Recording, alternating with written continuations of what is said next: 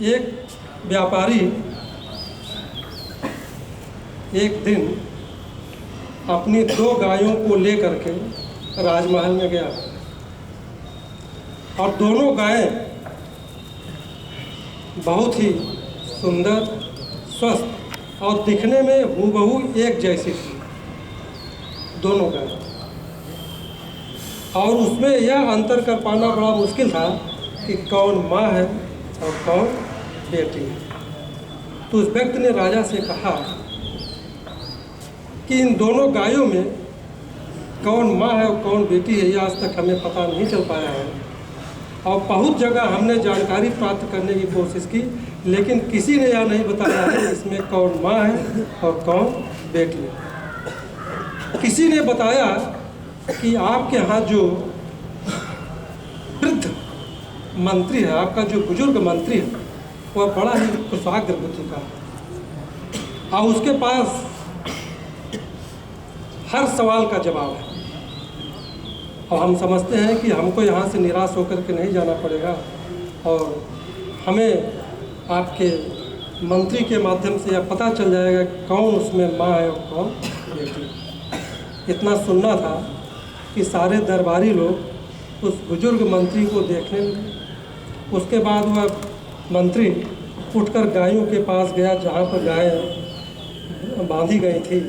उसने दोनों गायों को देखा, बारीकी से उसको निरीक्षण किया, लेकिन बारीकी से देखने के बाद भी उस मंत्री को यह नहीं पता चल पाया कि इसमें कौन माँ है और कौन बेटी।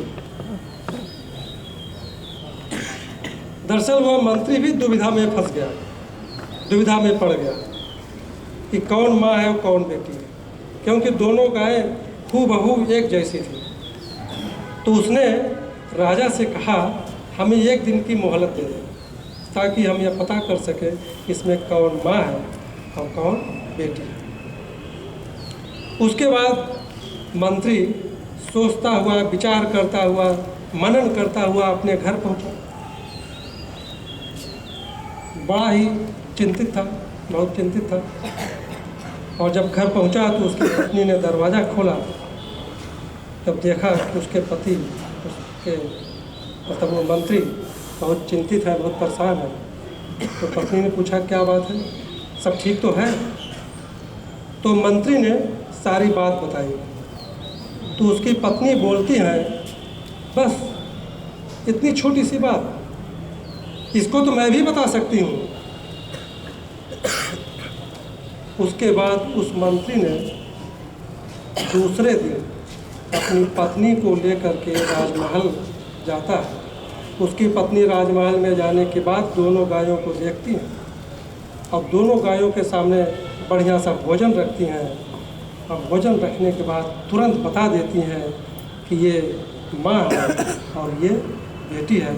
और सब लोग जब ये देखते हैं तो सब लोग उस महिला की तारीफ़ करते हैं, उसको सम्मानित करते हैं।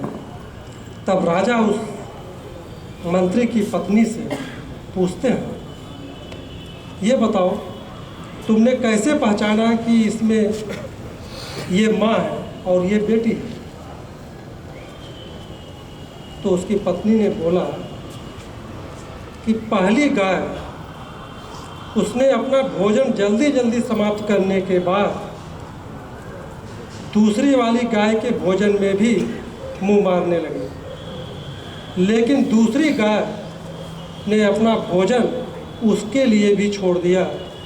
उसकी पत्नी ने कहा एक माँ ही है जो दूसरे के लिए अपना भोजन छोड़ सकती है।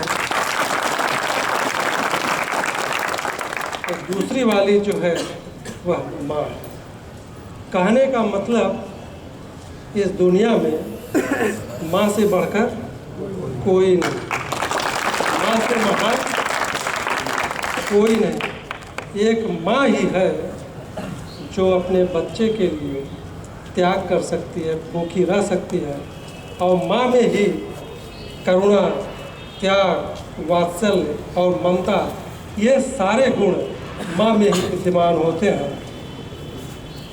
और इतना ही नहीं, देवताओं को भी माँ की चरणों में झुकना पड़ता है। तो माँ जो है ममता का सागर ही नहीं बल्कि महासागर है। धन्यवाद।